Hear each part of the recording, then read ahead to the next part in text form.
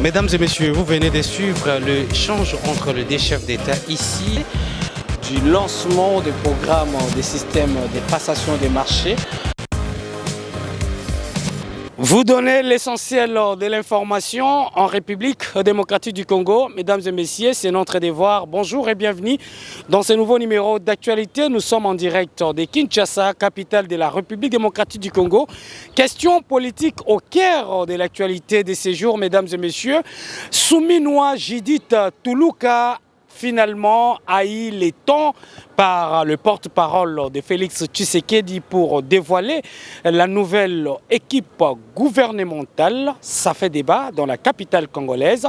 Mesdames et messieurs, nous allons d'abord prendre quelques réactions des élus nationaux autour de cette nouvelle nomination, mais également la présence féminine au sein de cette monture gouvernementale de la RDC.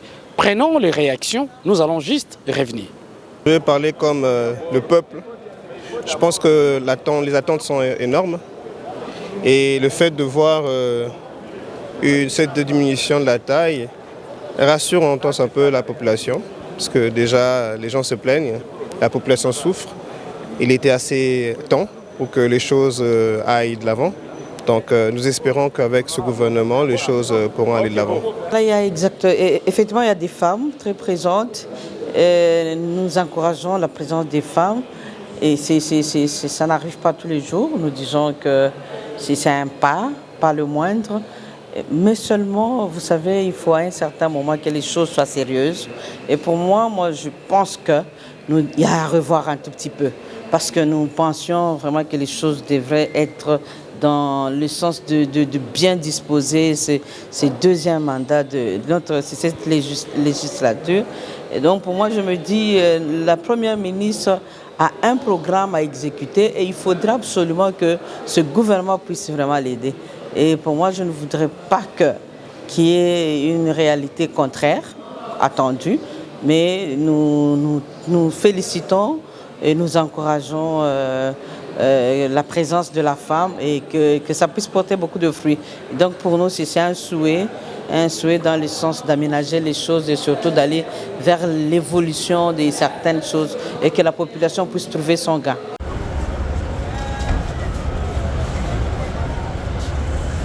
J'ai vu ces nouveaux gouvernements. Attendons voir leur travail parce que ce qui compte, c'est l'acte. On pourrait même me nommer, moi, ministre.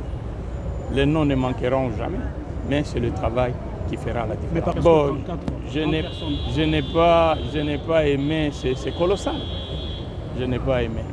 Il faudrait en tout cas qu'on y travaille pour trouver un système qui permet à ce que la République démocratique du Congo puisse travailler ensemble avec les députés. Merci. Parce qu'on a cité certains noms pour être des ministres. Tous viennent de Kinshasa.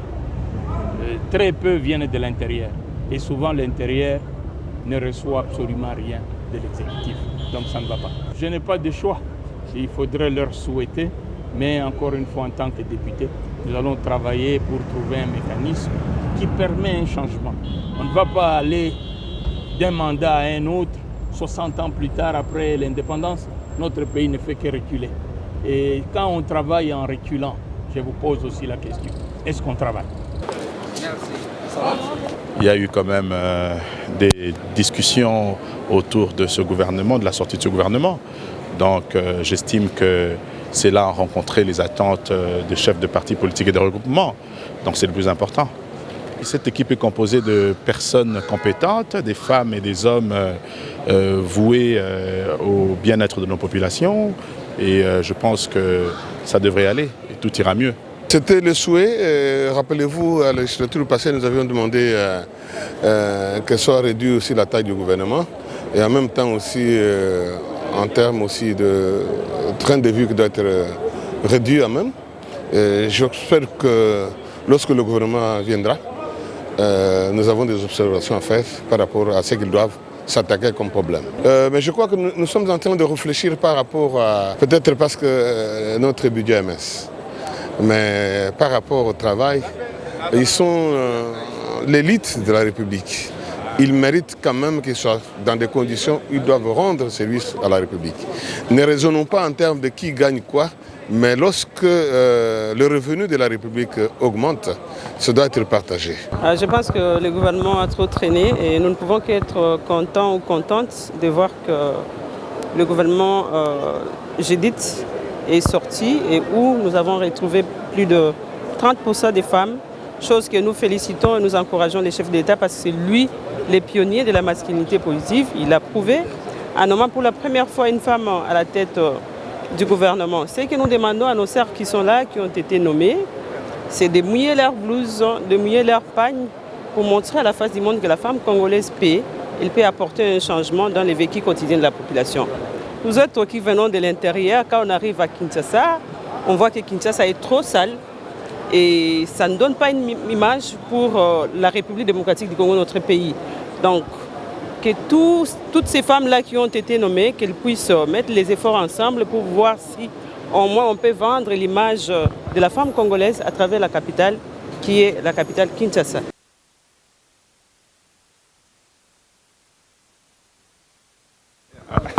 Alors pour ngai na sepeli nyonso te parce que na province na Sidou Bangui basinde baza ba monteur ya province et puis ceux qui tolandi malam ngana lingaki kezala ata 40%, pourquoi pas 50%.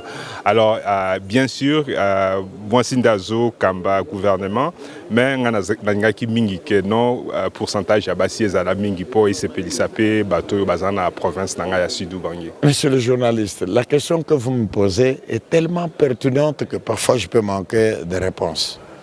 À la date d'aujourd'hui, ça fait 5 mois, jour pour jour, depuis que les élections se sont terminées et depuis qu'on a investi le président de la République. Il y a beaucoup de problèmes qui se posent dans la société et qui nécessitaient qu'on mette les institutions en place. Avant-hier, vous avez suivi, on a mis le bureau définitif. Et aujourd'hui, on a le gouvernement. Peu importe ceux qui sont dans le gouvernement, peu importe le nombre qu'ils sont, à la date d'aujourd'hui, la population avait besoin d'un gouvernement. Et nous avons ce gouvernement. Ce qu'il faut maintenant, ces gens-là doivent se mettre directement au travail pour rencontrer les préoccupations de la base. Nous n'avons pas besoin d'excuses ni de justifications. Nous avons tout simplement besoin d'une équipe qui accompagne Madame Judith dans l'atteinte des objectifs ou des réponses concrètes aux desiderata de la population. On se pose des questions, pourquoi les groupes médias Top 243 News se focalisent uniquement sur l'actualité politique? Non, très chers téléspectateurs du groupe média Top 243 News, nous avons fait un choix de vous informer en temps réel sur la décision prise à travers la République démocratique du Congo ainsi que le reste du monde par la voie officielle.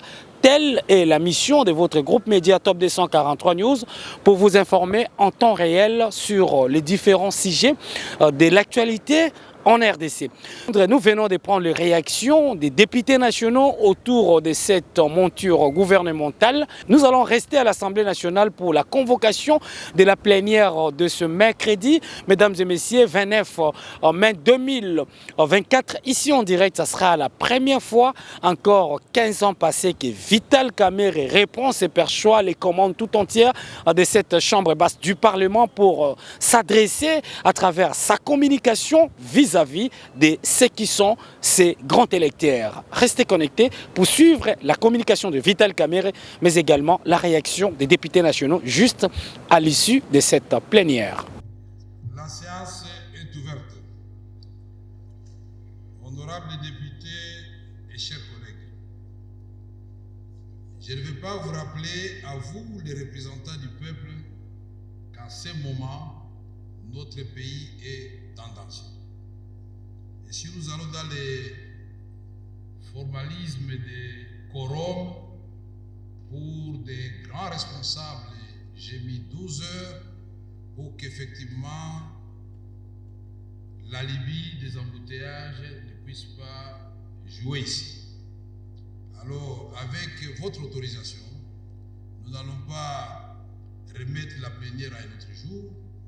Il s'agit de notre première plénière pour vous annoncer les calendriers pour que nous puissions nous mettre en position d'accueillir le nouveau gouvernement qui est sorti hier avec son Premier ministre. Si vous êtes d'accord avec cette dérogation, veuillez le manifester. Qui sont pour que nous commencions et que les retardataires s'en prennent à eux-mêmes? Qui sont contre? Qui s'abstiennent? Nous considérons qu'avec la plénière étant souveraine, que le quorum est atteint et on commence.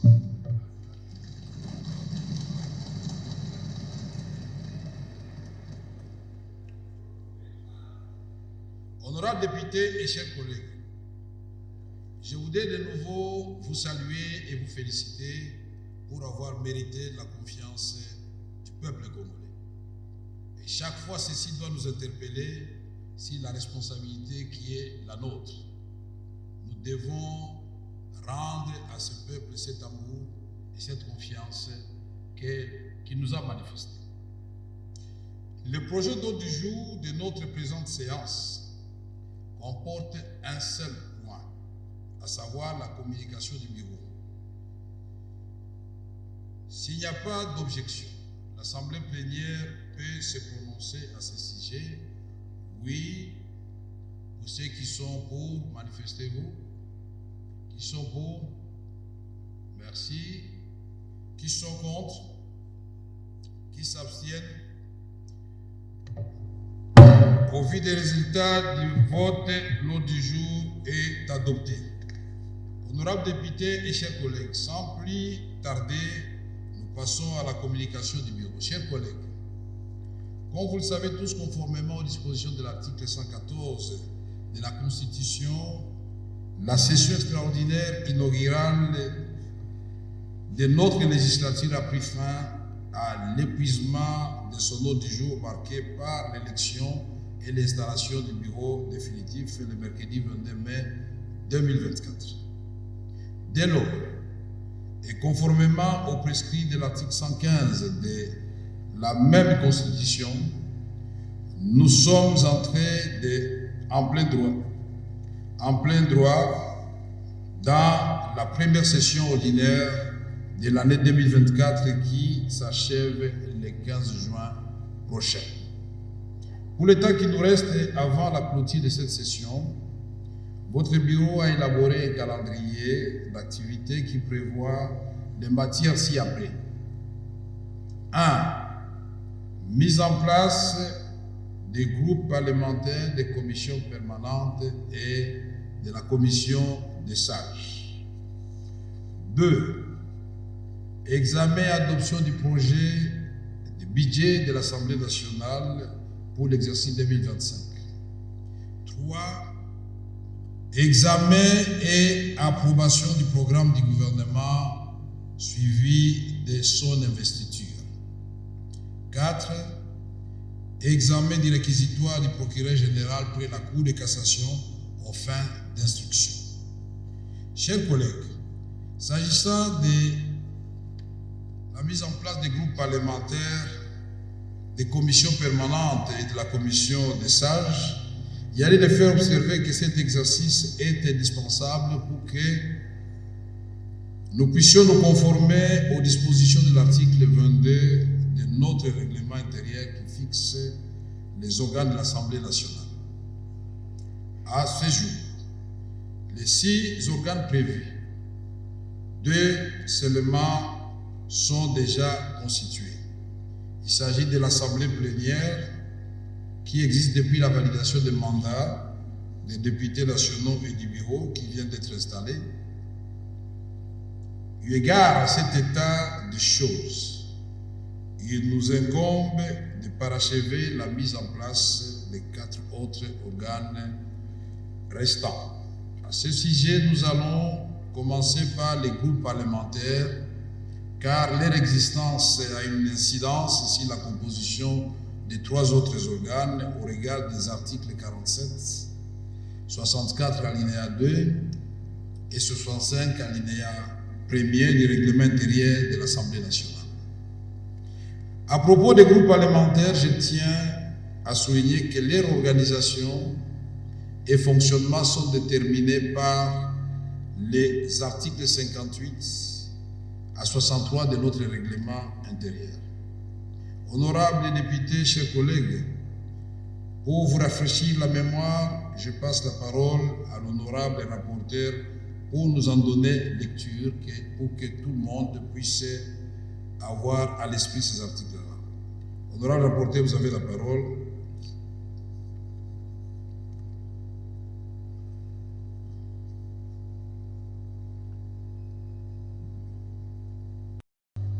Honorable Président, honorable membre du bureau, chers collègues, je m'en vais vous lire les dispositions pertinentes relatives au groupe parlementaire.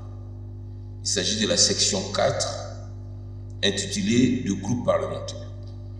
Article 58.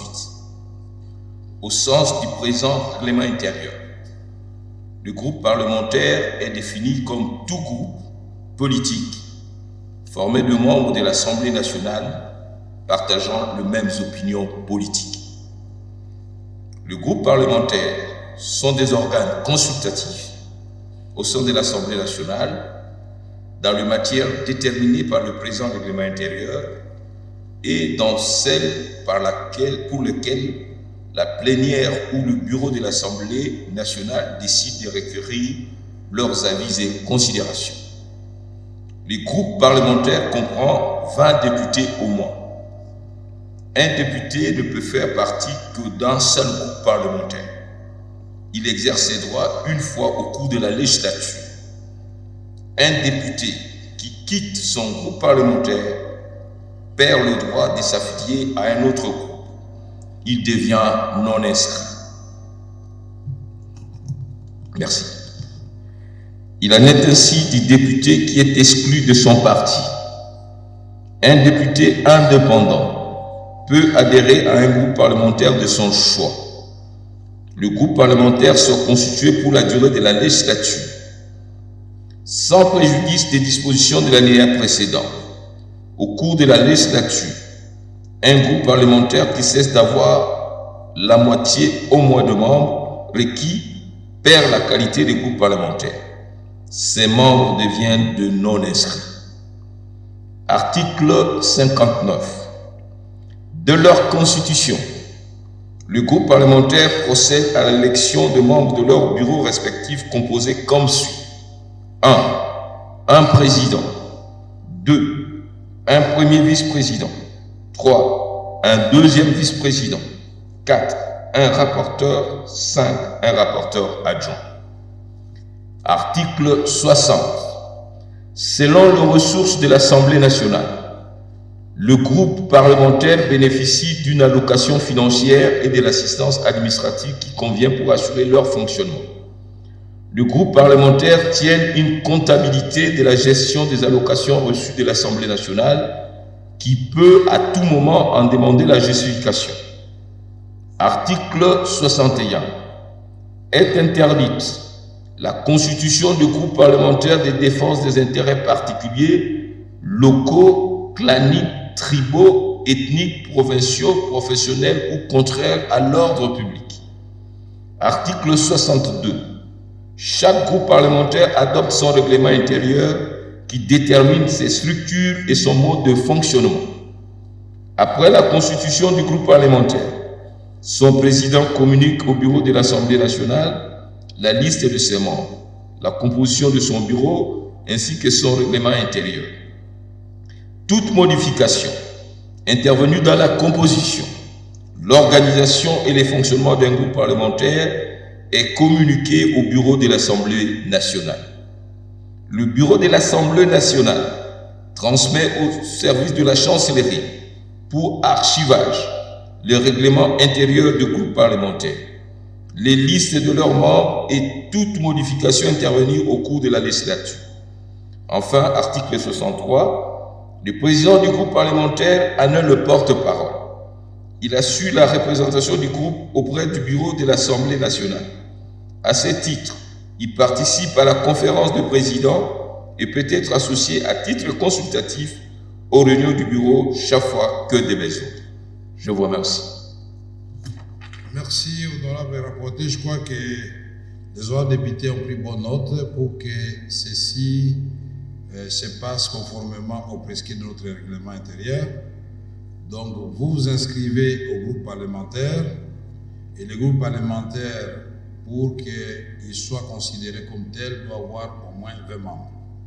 Dans les législatives passées, c'était 25, on a ramené à 20. Un député qui est inscrit à un groupe parlementaire qui quitte, il devient non inscrit.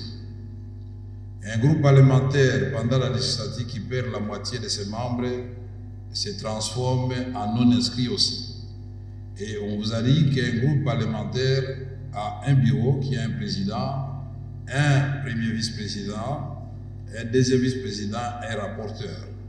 Et vous, comme vous le savez, les présidents des groupes parlementaires font partie de ce qu'on appelle la conférence de présidents, c'est-à-dire le bureau de l'Assemblée nationale tel que nous sommes réunis ici devant vous, plus les groupes parlementaires, et plus tard, je vous dirai aussi que les présidents des commissions permanentes font partie de cette conférence de présidents qui prépare les matières à inscrire à l'ordre du jour, qui les examine dans une réunion de la conférence de présidents avant de venir vers vous et vous le présenter comme un point inscrit à l'ordre du jour.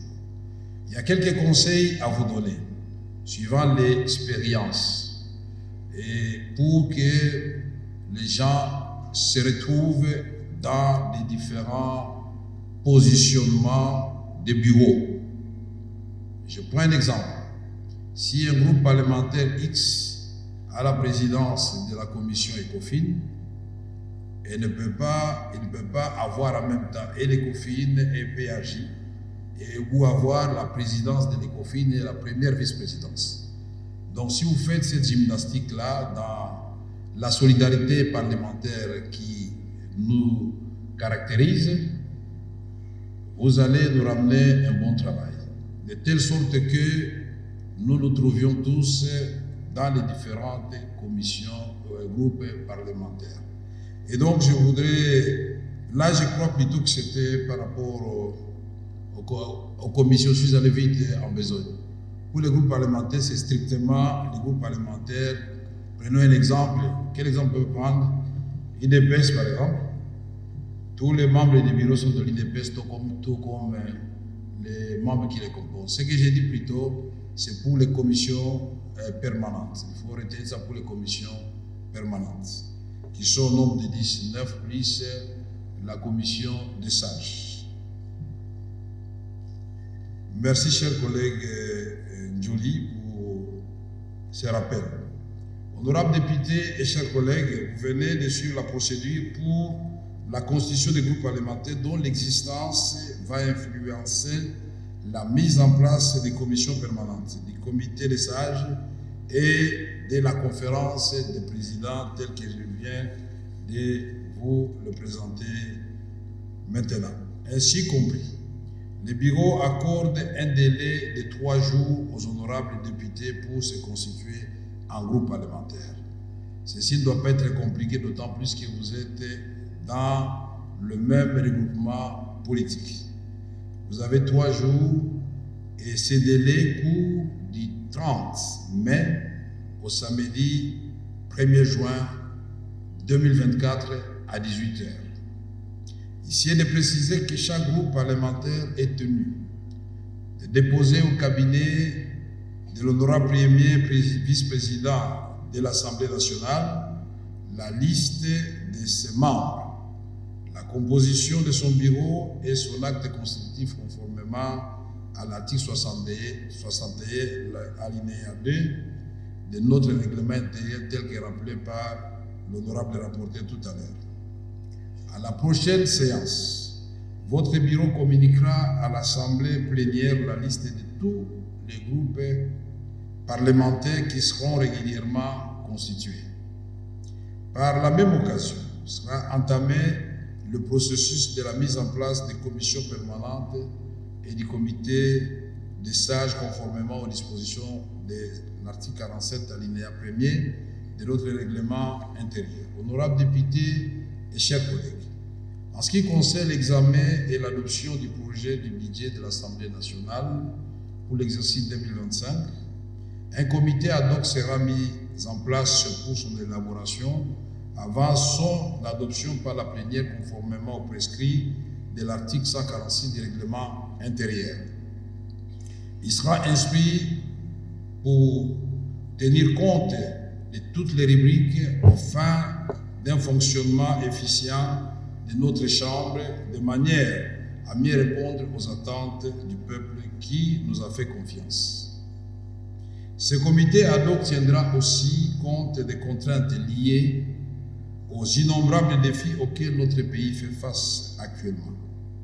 Et pour cela, nous serons invités à consentir tous beaucoup de sacrifices pour réaffirmer l'engagement du député national à privilégier strictement les intérêts de notre peuple.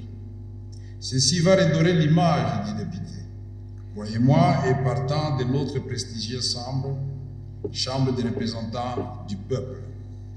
Honorables députés et chers collègues, s'agissant de l'examen et l'approbation du programme du gouvernement suivi de son investiture, nous avons tout suivi. Pour ceux qui étaient encore éveillés à la radio-télévision nationale congolaise, la publication du gouvernement souminois. Au nom de l'Assemblée plénière, du bureau et au mien propre, je présente mes sincères félicitations aux erreurs promis. La présente séance tombe à point nommé pour nous apprêter à accueillir Madame la Première ministre et les membres de son gouvernement afin de nous acquitter convenablement de cette tâche constitutionnelle en vue de permettre à ces derniers à se mettre rapidement au travail car le temps n'est pas notre meilleur allié à ce moment. Honorables députés et chers collègues, quant à l'examen du réquisitoire du procureur général près la Cour de cassation, cette matière sera traitée dans la sérénité, conformément au prescrit de notre règlement intérieur. À ce sujet, je passe à nouveau la parole à l'honorable rapporteur pour nous donner lecture de la procédure prévue par les dits règlements intérieurs pour que les honorables députés soient informés. Merci, honorable président. Le siège de la matière, c'est l'article 106 de notre règlement intérieur. Il est dit, en cours de session, si le procureur général près la Cour de cassation estime que la nature de fait et la gravité des indices relevés justifient l'exercice de l'action publique, il adresse au bureau de l'Assemblée nationale un réquisitoire aux fins d'instruction. L'Assemblée plénière constitue une commission spéciale et temporaire chargée d'examiner le réquisitoire. À cet effet, la commission spéciale et temporaire entend à huis clos les ministères publics dans son réquisitoire, ainsi que les députés qui peuvent se faire assister par 2 de ses collègues ou par un avocat de son choix. Elle transmet son rapport au bureau de l'Assemblée plénière qu'il inscrit à l'ordre du jour de l'Assemblée plénière. La commission spéciale et temporaire fait rapport à l'Assemblée plénière qui, à l'issue du débat, adopte les cas échéants à la majorité absolue une résolution autorisant l'instruction sollicitée. Merci, Monsieur le Président. Merci, honorable rapporteur. Donc, tout le monde a suivi. Nous allons effectivement mettre en place cette procédure pour répondre à cette demande d'instruction. Et nous attendrons donc le travail du comité qui sera mis en place aux commissions, comme on l'a dit. Honorables députés et chers collègues, nous en avons ainsi terminé avec notre ordre du jour Il ne nous reste plus qu'à vous remercier pour votre participation nombreuse, relativement nombreuse, à cette première séance. Et la séance est levée. Maintenant, je vais demander aux députés de rester dans la salle. Les caméramens, les administratifs, y compris le secrétaire général, tous nos collaborateurs garde-corps, vous sortez. Tout celui qui n'est pas député quitte l'hémicycle. Voilà. Oui, pour la première fois, quand il a été là, il y a 15 ans, moi je n'étais pas là. Mais l'impression que j'obtiens aujourd'hui, c'est le président qu'il nous fallait. Et il est en train de prouver ce qu'il est, ce qu'il connaît et ce qu'il peut faire. Pas pour minimiser le président Mbosso, non. À chacun ses talents, à chacun sa manière. Regardez aujourd'hui, à 12h juste, la plénière a commencé, comme ça a été dit. Et 1 heure plus tard, terminé. Donc nous avons travaillé.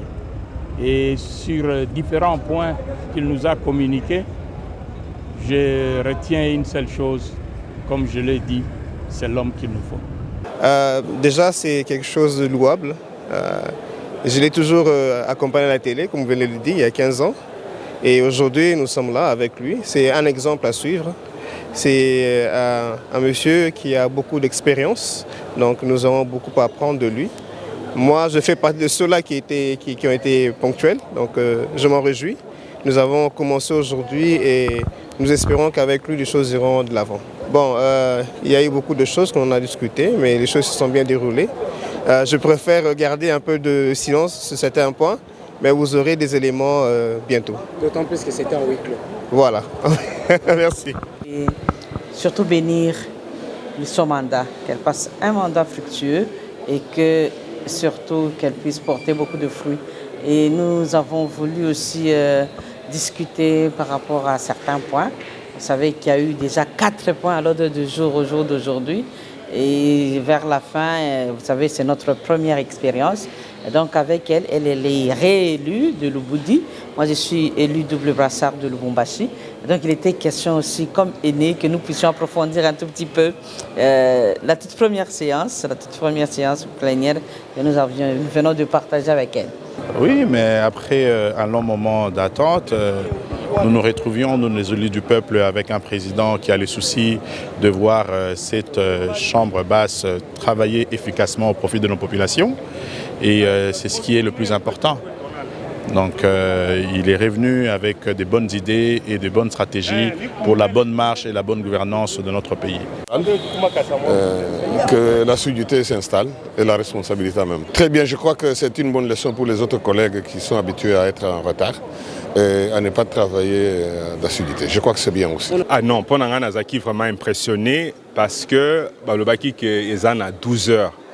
Nga na komaki na retard, na komaki 30 minutes na retard et puis na moni bandeko bandaki déjà, alors eza beaucoup apprécié. Pour ya liboso le baki kezo banda na 11h mais to bandango na 15h, alors nga na sepeli mingi na ponctualité ya président Vital Kamerhe. Bon, eza à huis clos, alors na kolingata na partager yango, mais nazo sepela na mituna bandeko députés nationaux bazo tuna et puis donc ambiance ezaki madame. Merci. Mais très bien, c'est tout ce dont nous avons besoin.